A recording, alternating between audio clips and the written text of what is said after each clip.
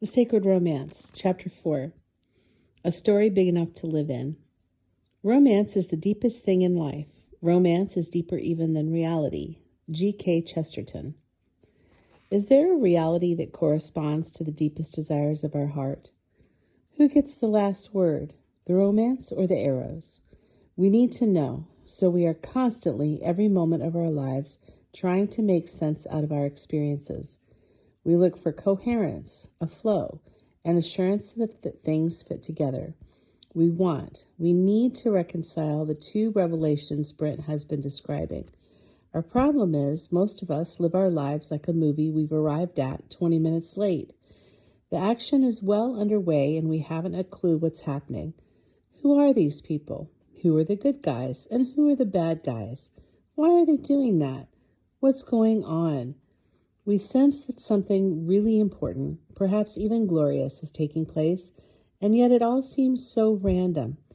Beauty catches us by surprise and makes us wish for more, but then the arrows come and we are pierced.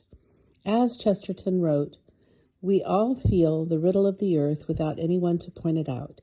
The mystery of life is the plainest part of it.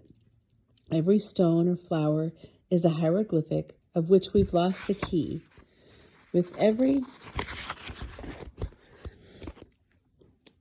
step of our lives, we enter into the middle of some story which we are certain to misunderstand. No wonder it's so hard to live from the heart. We find ourselves in the middle of a story that is sometimes wonderful, sometimes awful, often confusing mixture of both, and we haven't the slightest clue how to make sense of it all. Worse, we try to interpret the meaning of life with only fragments, isolated incidents, feelings, and images without reference to the story of which these scenes are merely a part. It can't be done because, as Geuea pointed out, experience, no matter how accurately understood, can never furnish its own interpretation. So we look for someone to interpret life for us. Our interpreters will usually be the primary people in our lives when we are young, our parents or grandparents or another key figure. They shape our understanding of the story in which we find ourselves and tell us what to do with the romance, the arrows, and our hearts. Brent was often left without an interpreter as fathers came and went. I, John, was more fortunate. I had a grandfather who stepped into my life at the very moment the arrows were about to take over. During the years my father was engulfed in this sinister battle we call alcoholism. Trained as a civil engineer, my father fell into a career in sales just when the U.S. Army glutted the market with engineers after World War II.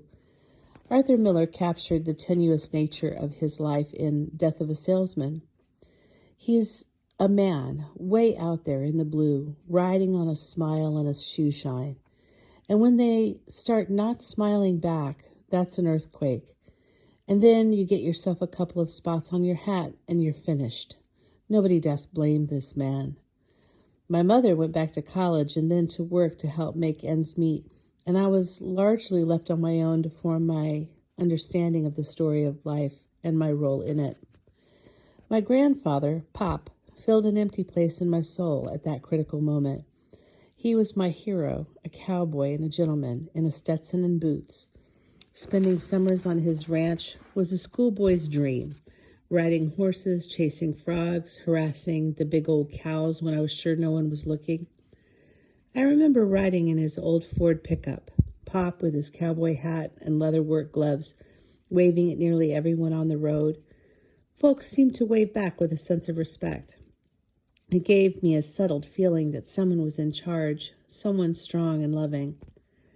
Pop loved me as a boy and called me to be a man. He taught me to saddle and ride a horse, not merely for fun, but to take my place on a working ranch. Together we explored the open spaces of the eastern Oregon sagebrush, mending fences, tending sick cattle, fishing Huck Finn style with willow branches and a piece of spring. Early in the morning we'd go for coffee, milk, and donuts down at the diner where everyone knew us by name. Sunday afternoons we'd go visiting, calling on relatives in nearby towns and farms. Together they would sit and chat, telling family stories that gave me a sense of being a part of something larger than myself. Even though my own world was shaken by the earthquake of my father's struggle, I knew that there was another world where things were well and I could have a place in it. During my teenage years, visits to the ranch grew fewer and farther between. My father, fighting his own battles, was unable to teach me how to fight mine. Screaming to know someone was there for me, I tried nearly every protest available to unsupervised teens in American culture. At 15, I was arrested for breaking and entering. I can't even remember what my parents said or did. Perhaps I'd already broken their hearts, as only a prodigal son can. But hours later, I found myself free to roam again. On the surface, I was relieved to escape punishment. Far deeper, in the place where in our heart where the story forms, the disappointment was more than I could bear. Why didn't they do something? I knew what I'd done was wrong. Why wouldn't someone show me the right way? It was a major arrow.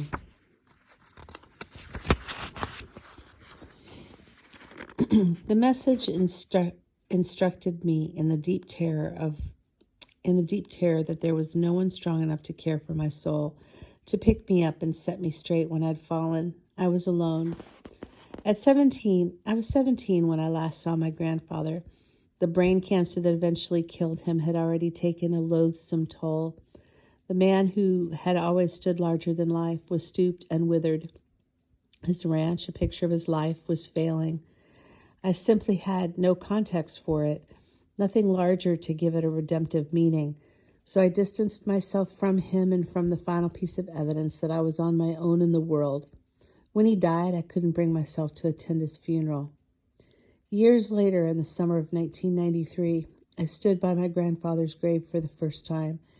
After 16 years, I made a pilgrimage to face the reality I had so long run from. It lay there in quiet, undeniable triumph, the message of the arrows. Whether we feel it with the finality that Brent and I did, or as a lingering fear in the corner of our minds, most of us sense that we are alone in the world. No one has ever been there for us with the strength, tenderness, and consistency that we long for. Even in the best situations, people eventually let us down. Our personal drama leaves us little hope for an author who is taking the story towards a good conclusion. Chesterton said, "We're certain to misunderstand the story we find ourselves in," and he was right. Furthermore, those closest to us often help in the misinterpretation. Still, we must make some sense of things. Life goes on, and so must we. In order to participate or merely survive, we will find some story to live in. Why story? The deepest convictions of our heart are formed by stories and reside there in the images and emotions of story. As a young boy, around the time my heart began to suspect that the world was a fearful place and I was on my own to find my way through it, I read the story of a Scottish discus thrower in the 19th century. He lived in the days before professional trainers and developed his skills alone in the highlands of his native village. He even made his own iron discus from the description he read in a book. What he did not know was that the discus used in competition was made of wood with an outer rim of iron. His was solid metal and weighed 3 or 4 times as much as those being used by his would-be challengers. This committed Scotsman marked out in his field the distance of the current record throw and trained day and night to be able to match it. For nearly a year he labored under the self-imposed burden of the extra weight, but he became very, very good. He reached the point at which he could throw his iron discus the record distance, maybe further. He was ready. My Scotsman, I had already begun to closely identify with him, traveled south to England for his first competition. When he arrived at the games, he was handed the official wooden discus, which he promptly threw like a tea saucer. He set a new record, a distance so far beyond those of his competitors that no one could touch him. He thus remained the uncontested champion for many years. Something in my heart connected with this story. So that's how you do it. Train under a great burden, and you will be so far beyond the rest of the world, you will be untouchable. It became a defining image for my life, formed in and from a story. Life is not a list of propositions. It is a series of dramatic scenes. As Eugene Peterson said, we live in a narrative. We live in a story. Existence has a story shape to it. We have a beginning and an end. We have a plot. We have characters. Story is the language of the heart. Our souls speak not when the naked facts of mathematics or the abstract propositions of systemic theology. They speak the images and emotions of a story. Contrast your enthusiasm for studying a textbook with the offer to go to a movie, read a novel, or listen to the stories of someone else's life. Elie Wiesel suggests that God created man because he loves stories. So if we're going to find the answer to a riddle of the earth and of our own existence, we'll find it in a story. Once upon a time, the Western world had a story. Imagine you lived in the high Middle Ages. Your world was permeated with Christian imagery. You marked the days by the sound of church bells and the weeks and months according to the liturgical calendar. You lived in Anno Domini, the year of our Lord. It wasn't football season, it was Advent. Your role models were the saints, whose feast days were regular reminders of a drama greater than yourself.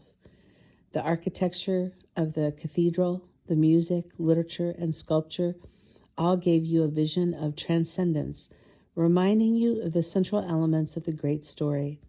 Even the everyday language reflected the Christian understanding of life's story. Expressions like, God be with you, upon my soul, and by Christ's blood. Birth and death, love and loss, all your personal experiences would be shaped and interpreted by that larger story. But you don't live in the Middle Ages. You live in the postmodern era. For hundreds of years, our culture has been losing its story. The Enlightenment dismissed the idea that there is an author, but tried to hang on to the idea that we could still have a larger story, life could still make sense, and everything was headed in a good direction. Western culture rejected the mystery and transcendence of the Middle Ages and placed its confidence in pragmatism and progress, the pillars of the modern era, the age of reason. But once we'd rid ourselves of the author, it didn't take long to lose the larger story. In the postmodern era, all we have left is our small stories. It's not Pentecost, it's time for spring training. Our role models are movie stars, and the biggest taste of transcendence is the opening of ski seasoning. Our best expressions are on the level of, have a nice day. The only reminder we have of a story beyond our own is the evening news, an arbitrary collection of scenes and images without any bigger picture into which they fit. This central belief of our times is that there's no story. Nothing hangs together. All we have are bits and pieces, the random days of our lives. Tragedy still brings us to tears and heroism still lifts our hearts, but there's no context for any of it. Life is just a sequence of images and emotions without rhyme or reason. So, what are we left to do? Create our own storyline to bring some meaning to our experiences. Our heart is made to live in a larger story. Having lost all that we do, the best we can, our heart is made to live in a larger story, having lost that we do the best we can by developing our smaller dramas. Look at the things people get caught up in: sports, politics, soap operas, rock bands. Desperate for something larger to give our lives transcendence, we try to lose ourselves in the smallest kinds of stories. Some of us choose the "why does everything go wrong for me" story. The plot of life is a tragedy, and we are playing the role of a victim of cruel circumstances. Our arrows are our identity. This is an immensely popular storyline because it relieves us of having to take any real responsibility for our lives. Victims demand to be understood, but don't you dare require anything of them. And then there's the survivor, living in a life where the plot is a siege. The world is a dangerous and unpredictable place, so I will hunker down and survive, taking little risk, doing what I can to protect myself, even if it means cutting myself off from others and from my own dreams. These stories focus on the arrows at the expense of the romance. On the other hand, some of us are trying to live out a story that preserves the romance in some way, though it takes a lot of energy to push the mess of life out of sight in order to maintain the belief that the mystery and magic are the final word. We try. The most popular option is romantic love, the idea that somewhere out there is that special someone who will sweep you off your feet, take your breath away, with whom life would be an idyllic adventure and sex unending ecstasy. It is the theme of popular music, the false transcendence of our day. Women especially are attracted to this storyline.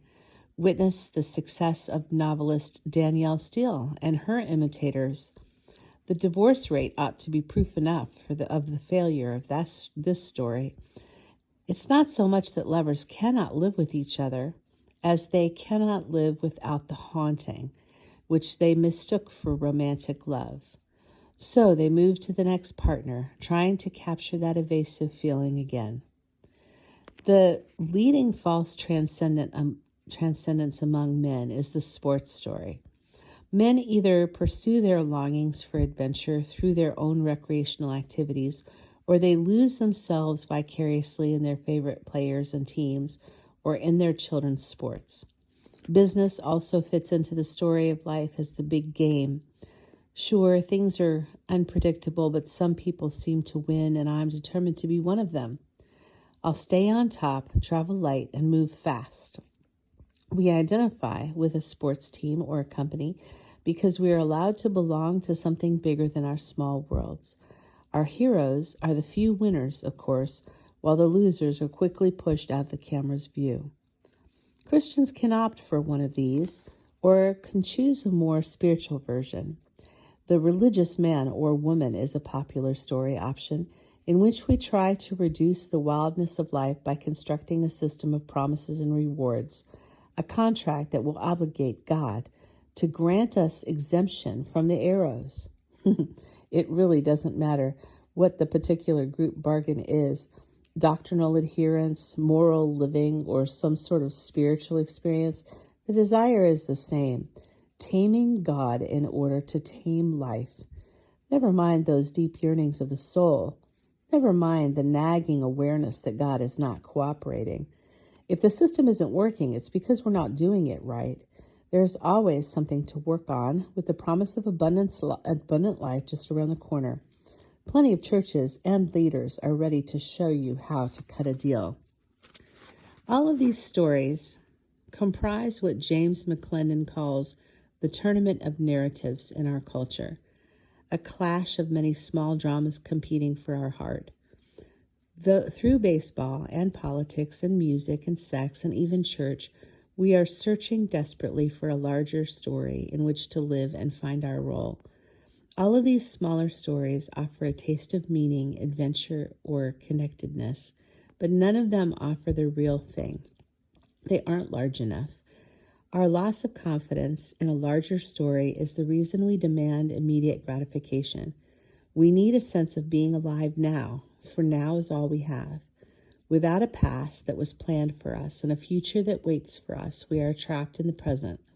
There's not enough room for our souls in the present. Our attempts to construct a story to live in eventually fail because, as Robert Jensen has said, human consciousness is too obscure a mystery to itself for us to script our own lives. Inevitably, we leave significant parts of our souls out of the story. If our particular version fails to take both of life's messages into account, to grant them the proper weight, it will destroy us. Denying the tragedy of life requires such effort that it tears the soul apart. Believing that in the end there is only tragedy kills the most tender, alive parts of us. Trapped in eternal present, we come to a sickness of heart that, like that of Shakespeare's Macbeth, the Scottish nobleman who sells his soul to play the role of the king in his own small story. At the end of his life, he laments, "I am sick at heart.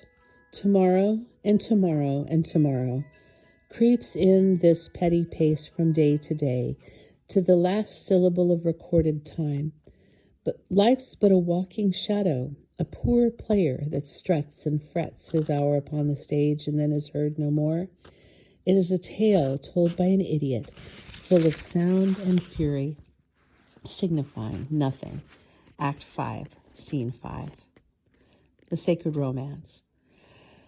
There is another way, one that grants the devil his due in all the tragedy of life, but that also keeps hope alive, that in the haunting of the romance is no illusion either. Children aren't a bad place to look when we're trying to get beyond the cynicism of adulthood, and so it shouldn't surprise us that most children have found a way of reconciling the messages. Before skepticism takes over, what we mistakenly call maturity, children intuit the true story as a fairy tale. If you remember, the best fairy tales aren't romantic in the poor sense of the word. They are realistic, only more so. There are ogres and evil sorcerers and wicked stepmothers, to be sure, but they are neither the whole story nor even the heart of it.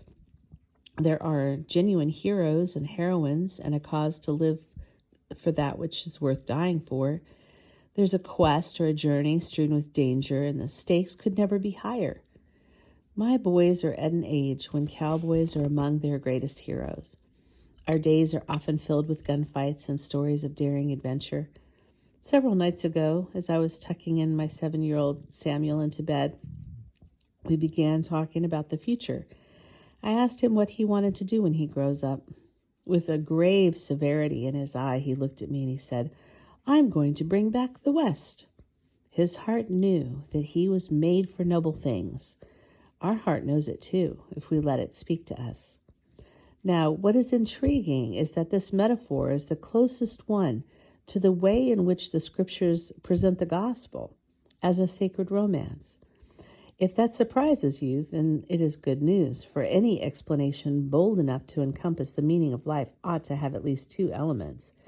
It ought to be weighty enough to sustain both messages, and it also ought to come as a bit of a surprise. We have lived for so long with a propositional approach to Christianity that we've nearly lost its true meaning. As Mary Stuart Van Leuven says, much of it hinges on your view of Scripture. Are you playing proof text poker with Genesis plus the Gospels and Paul's epistles with everything else, just a sort of big mystery in between, except maybe Psalms and Proverbs, which you use devotionally? Or do you see Scripture as being a cosmic drama, creation, fall, redemption, future hope, dramatic narratives that you can apply to all areas of life? Prism interview. For centuries prior to our modern era, the church viewed the gospel as a romance, a cosmic drama whose themes permeated our own stories and drew together all the random scenes in redemptive wholeness. But our rationalistic approach to life, which has dominated Western culture for hundreds of years, has stripped us of that, leaving a faith that is barely more than mere fact-telling. Modern evangelicalism reads like an IRS 1040 form. It's true, all the data is there, but it doesn't take your breath away. As British theologian Alistair McGrath warns, the Bible is not primarily a doctrinal source book. To reduce revelation to principles or concepts is to suppress the element of mystery, holiness, and wonder to God's self-disclosure. First principles may enlighten and inform. They do not force us to our knees in reverence and awe, as with Moses at the burning bush or the disciples in the presence of the risen Christ, a passion for truth. Could it be that our lives actually make sense, every part, the good and the bad? These deep yearnings that catch us by surprise when we hear a certain song on the radio or watch our children when they aren't aware of being watched, are telling us something that is truer about life than the message of the arrows. It seems too good to be true, which ought to raise even deeper suspicions that it is true. As Chesterton recounts in Orthodoxy, he had always believed the world was involved, that the world involved magic. Now, I thought perhaps it involved a magician. I had always felt life first as a story, and if there's a story, there's a storyteller. According to the part of the story that God has allowed us to see, the haunting we sense is His calling us forth on a journey. The resurrection of our heart requires that the sacred romance be true, and that is precisely what the scriptures tell us. As Frederick Buechner reminds us in his wonderful book, Telling the Truth, the Gospel as Tragedy, Comedy, and Fairy Tale, the world of the Gospel is the world of fairy tale, with one notable exception. It is a world of magic and mystery, of deep darkness and flickering starlight. It is a world where terrible things happen and wonderful things too. It is a world where goodness is pitted against evil, love against hate, order against chaos, in a great struggle where it often is hard to be sure who belongs to which side because appearances are endlessly deceptive. Yet for all its confusion and wildness, it is a world where the battle goes ultimately to the good, who live happily ever after, and where, in the long run, everybody, good and evil alike, becomes known by his true name.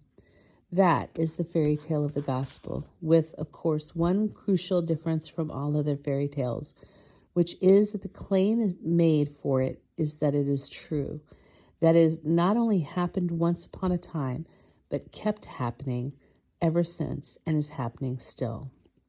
Let us explore together the drama that God has been weaving since the beginning of time, which He has also placed in our heart. Who are the main players in this larger story? What is the plot? How do we fit in? As we rediscover the oldest story in the world, one that is forever young, we journey into the heart of God towards recovery of our own hearts. For perhaps God would be reason enough to stay open to the romance if we knew He would keep us safe. And therein we experience a great fear and confusion.